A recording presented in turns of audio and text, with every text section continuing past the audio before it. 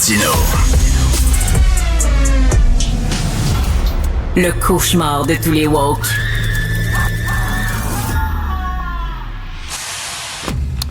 Sophie Durocher donnait le droit de vote aux jeunes de 16 ans, comme Rémi disait. Ben, écoute, je pense que ta réponse à la fin était la bonne, c'est-à-dire que tant que Rémi n'a pas passé énormément de temps avec un jeune de 16 ans, à part quand lui avait 16 ans, on en a un à la maison, un jeune qui a 17 ans, puis ben, évidemment, c'est notre fils, il est extrêmement brillant, intelligent, et c'est le meilleur au monde.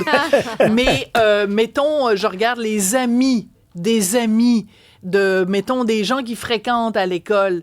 Quand il avait 16 ans, le cerveau humain n'a, disons pas, atteint sa pleine maturité. Oui, mais je m'excuse, mais je vois aussi des adultes dont le cerveau humain n'atteindra jamais sa pleine maturité non plus, et ils ont le droit de vote.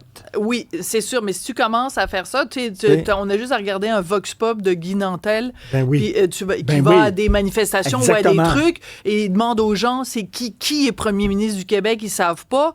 C'est quoi la capitale du Québec, ils savent pas. Fait qu'à ce compte-là, il y a peut-être 60% des gens qui devraient de toute façon même pas voter parce qu'ils connaissent même pas les enjeux de base. Ils savent même pas le b.a.-ba de la politique. Mais le prix de la démocratie est comme ça. C'est-à-dire que même les oufs ont le droit de voter. Oui, mais à un moment donné, il y a aussi une question de simple maturité intellectuelle. Quand tu es encore les fesses assises sur un banc d'école ou que tu es encore en train d'apprendre comment fonctionne la société, que tu sais même pas c'est quoi des REER, que tu sais même pas c'est quoi payer tes comptes, moi, je considère que tu n'as pas le droit de participer pleinement à la société parce que le droit de vote, je m'excuse, mais nous, par exemple, les femmes, ça a pris 4000 ans pour qu'on l'ait. Ouais, puis depuis que vous l'avez, regarde ce que ça a donné. Non, c'est un gag. C'est un gag, on a le droit de rire. Tu sais que le canapé dans le salon, il est très confortable. Parce que c'est là que tu vas coucher ce soir. OK, oui. Alors, je dois quitter Cube, mon emploi à Cube pour ma famille, pour des raisons familiales. C'est très drôle. Parce que je dis trop de conneries à radio, donc ma femme n'aime pas ça, donc je suis désolé. D'ailleurs, c'est très drôle parce que, tu sais, hier, je te parlais d'un humoriste américain, Andrew Schultz, qui parlait avec Joe Rogan, puis qui disait que ça n'avait aucun sens, les reconnaissances territoriales qu'on fait au Canada. Ce gars-là, il est allé, lui, au festival de Riyad, tu sais, le festival d'humour en Arabie Saoudite, et il a mis sur ses médias sociaux certains des extraits, des blagues qu'il a faites. Puis tu sais que jusqu'à tout récemment, en Arabie Saoudite, les femmes n'avaient pas le droit de conduire. Oui. Alors, il fait une blague à un moment donné, il dit ben, c'est vraiment compliqué, les routes en Arabie Saoudite et le trafic. Il dit, trouvez-vous vraiment que c'était une bonne idée de donner le droit de conduire aux femmes? Là, t'as tous les gars avec leur turban, puis les femmes avec leur voile, qui sont là, puis dans la salle, puis qui hurlent de rire. Ah oui? Ils trouvent ça drôle? Ils trouvent ça très drôle. Bon, ben écoute, le sens de l'humour est bien partagé. Oui. Donc, tu veux me parler de quelque chose qui te fait moins rire, toi? On va passer du rire aux larmes, Richard. Dans le Devoir. Moi, j'ai lu le Devoir ce matin. Et je sais que l'Halloween, c'est seulement demain, mais vraiment, là, j'avais peur. Richard, j'étais complètement terrorisée parce que dans le Devoir ce matin... Il y a un texte qui s'intitule « Le fascisme comme si vous y étiez ». Alors, c'est une entrevue. On est sur le bord du fascisme. On est sur le petit bord, puis on est au bord du précipice et avec le Devoir, on va faire... on va mettre un pas par en avant.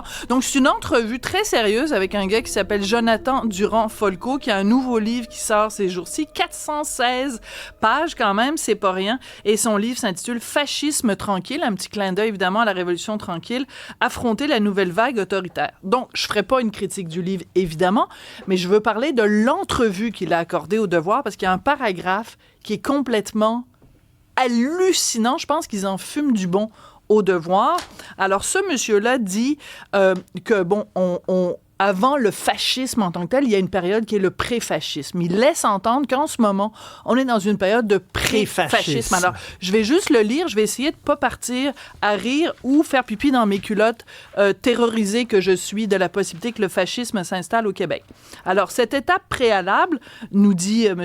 Durand-Folco, les gens se mettent à croire que la survie de leur pays est menacée par les personnes trans ou les immigrants ou les woke.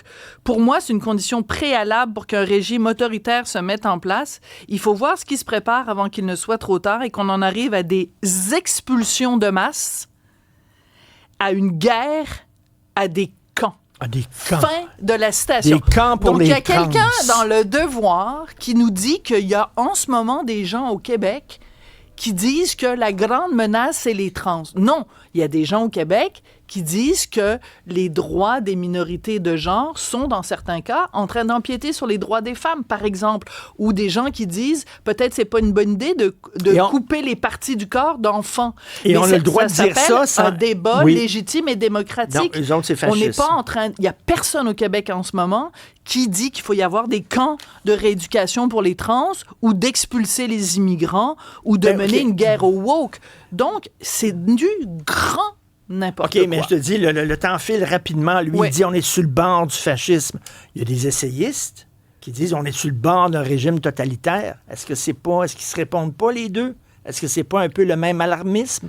On est sur le bord d'un régime totalitaire, puis on est sur le bord d'un régime fasciste. C'est un petit peu la même chose? Pose des questions. En tout cas, bref, lui, il dit ça que... Mais c'est parce que quand c'est comme une caricature de dire les gens qui disent le pays est menacé par les trans. Non, il n'y a personne au Québec qui dit ça. On a le droit de critiquer la théorie du genre. Il crée un monstre pour pouvoir Exactement. le combattre après Ou ça. quand tu veux tuer ton chien, tu dis qu'il a la rage. Donc, il est en train de dire que si on critique les woke, on est en train de se préparer pour éventuellement à ce qu'il y ait des camps. Il ne dit pas si c'est des camps de concentration ou de rééducation. Merci à Sébastien Laperrière à la réalisation, à la mise en onde, Maximile Sayer, Alexandre Moranville-Wallet pour la recherche, Fred Bastien, l'homme à la voix testiculaire, pour la mise en ligne et pour le gardien du temps impitoyable, Olivier Guillet. Va falloir que tu te pratiques, Sophie. Ben oui, je suis pas bonne dans ça. C'est ça, ça va nous prendre un peu de vous n'avez synchronisme. pas dit impitoyable, par contre. Vous n'avez pas dit testiculaire. T'as 20 secondes. J'ai à peine 2 secondes pour te dire qu'il y a un homme riche au Royaume-Uni qui est décédé il y a quelques années de ça. 79 millions de dollars, c'était la fortune qu'il laissait. Il avait déshérité son fils préféré. Et là, il y avait une bataille judiciaire parce que monsieur, juste avant de mourir, à 81 ans, s'était marié avec sa femme de ménage 28 ans plus jeune que lui. Et finalement, la cour a donné raison à la veuve en disant que cette dame, c'était le résultat d'un père obstiné et non de maladie mentale. Elle hérite donc des millions. Bon, c'est beau l'amour quand même. Mais à demain, 3 heures.